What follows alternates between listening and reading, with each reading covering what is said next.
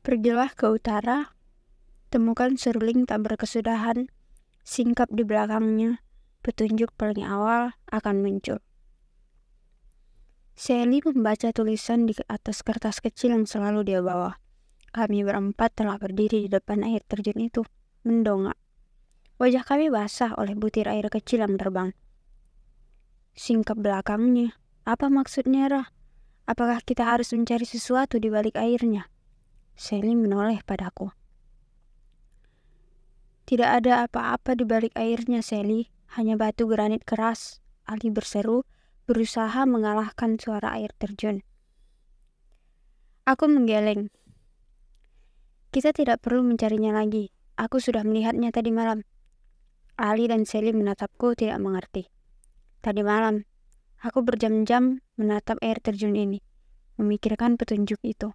Dinding air terjun ini bercahaya. Itu karena fosfor, hal biasa. Ali memotong kalimatku. Iya, itu karena fosfor. Kamu sudah menjelaskannya, Ali. Tapi cahaya itu tidak biasa. Cahaya itu seperti menunjukkan sesuatu. Seperti saat kita melihat tanda di kota kita, petunjuk arah. Seperti kelap-kelip lampu yang sengaja dibuat sedemikian rupa. Aku mengusap wajah yang basah. Tadi malam aku tidak menyadarinya, tapi sekarang aku tahu apa maksudnya. Apakah tandanya seperti panah? Ali memastikan. Tidak seperti itu, Ali. Tidak langsung berbentuk rambu-rambu jalan persis. Hana pernah bilang kalau kita harus mendengarkan alam. Aku sekarang yakin sekali. Tadi malam saat menatap lama cahaya di dinding granit ngarai, itulah petunjuknya. Cahaya itu seperti menyuruh kita pergi ke arah. Aku menelan ludah, kelap-kelip cahaya tadi malam masih terekam jelas di kepalaku. Cahaya itu seperti mengalir dari atas, terus mengarah ke kanan. Terus ke arah mana, Rah? Ili bertanya, tidak sabaran.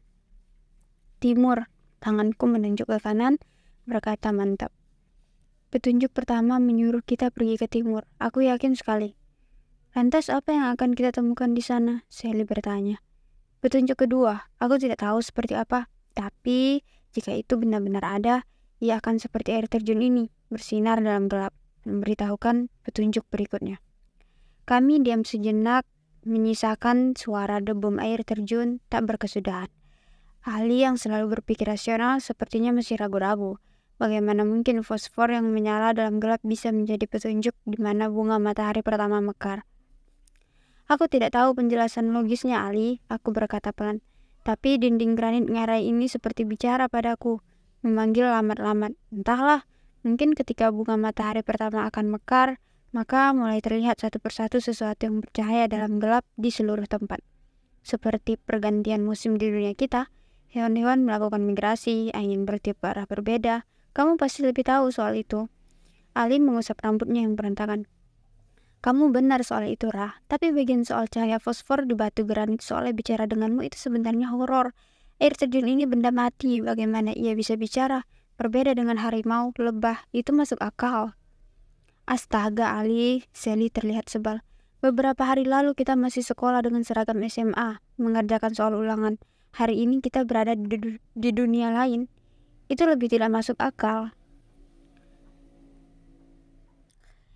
Iya, tapi soal dunia paralel itu aku sudah tahu penjelasannya, seperti gedung aula sekolah dengan banyak lapangan permainan di atasnya, atau seperti layar komputer yang membuka 4 aplikasi secara serempak.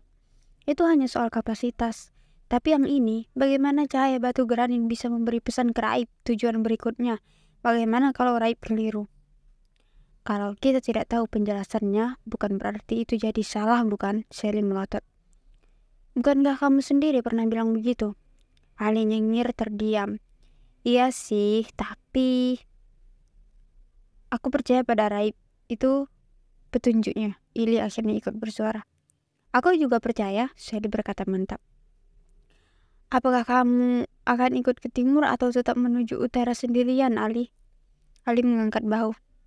Aku hanya memastikan, Sally. Sejak di Klan Bulan, adalah tugasku memastikan berpikir. Tentu saja aku akan ikut kemanapun teman-temanku pergi. Baik, kita menuju timur sekarang. Ini mengangguk. Bergegas, kemungkinan kontingen lain sudah sejak 2 hari lalu menemukan petunjuk pertama ini, dan mereka sudah melesat cepat ke timur.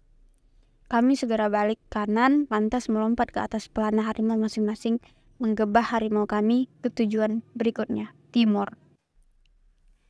Jalur ke timur adalah area klan matahari dengan danau-danau besar yang kami lihat di kejauhan dari atap bangunan kota Ilios. 2 jam dari Ngarai besar, kami masih menuruni lereng pegunungan berkabut. Melewati hutan lebat, matahari terus beranjak naik. Ili bilang, jika perhitungannya tidak keliru, kami tidak lama lagi meninggalkan hutan lebat ini. Ali bergumam meriang, itu kabar baik. Sepanjang jalan, setiap kali melihat burung kecil melintas, Ali bergegas memegang pemukul kastinya.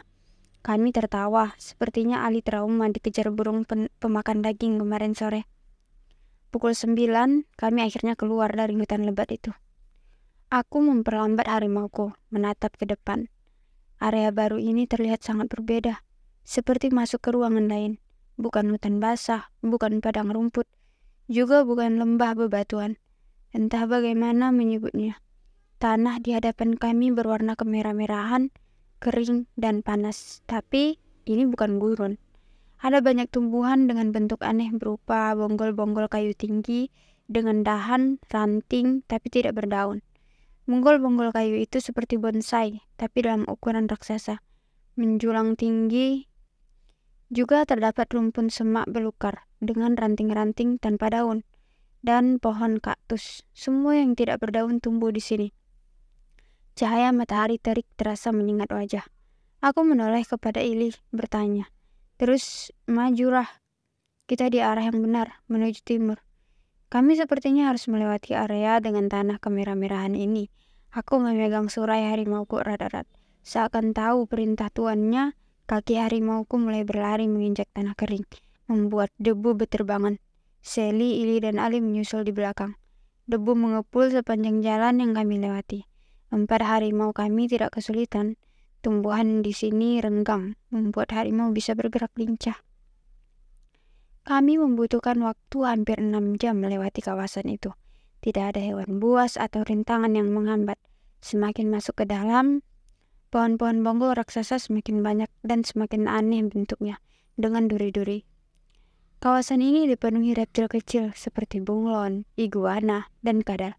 Mereka meringkuk bersembunyi di sela-sela bonggol pohon saat kami melintas.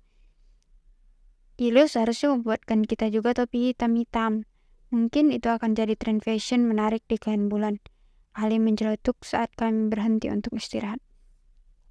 Aku dan Sally menoleh kepada Ali. Dia sedang bergurau. Kenapa tiba-tiba bicara tentang pakaian? Itu ide serius, Rah. Ali mengangkat bahu. Karena topi itu juga berguna untuk menghindari panas matahari seperti sekarang, bukan? Tengah hari, cahaya matahari seperti membakar kepala. Sally mengangguk seolah bersependapat. Sepertinya menarik kali. Topi itu juga akan berguna untuk lari menghindari burung-burung kecil. Ali tertawa membalas. Kamu juga panik dan pingsan kemarin, Sel. Sama saja. Kami lebih sering berhenti karena cuaca panas dan harus menghemat air dalam tabung. Entah hingga kapan area kering ini berakhir. Sepanjang siang harimau kami berlari tetap tidak bertemu tepinya. Ali sempat bergurau bahwa pandangannya mulai berkunang-kunang, berhalusinasi. Setidaknya meski kami gerah, haus, lemah, 4 harimau kami tetap gagah berlari cepat melintasi tanah kering merah. 4 harimau ini meski besar di lingkungan bersalju bisa beradaptasi dengan cepat. Ili memastikan tidak ada yang tercecer terlalu jauh. Kenapa Ili jadi 2 sekarang? Ini aneh sekali. Ali mengusap matanya saat Ili berlari sejajar. Kamu serius atau bergurau? Ili bertanya. Aku tertawa. Jangan dengarkan dia, Ili. Dia sedang sangat bosan melintasi wilayah ini. Untunglah sebelum Ali berhalusinasi sungguhan, matahari mulai turun di kaki langit. Cahayanya tidak seterik siang, dan kabar baiknya bertambah.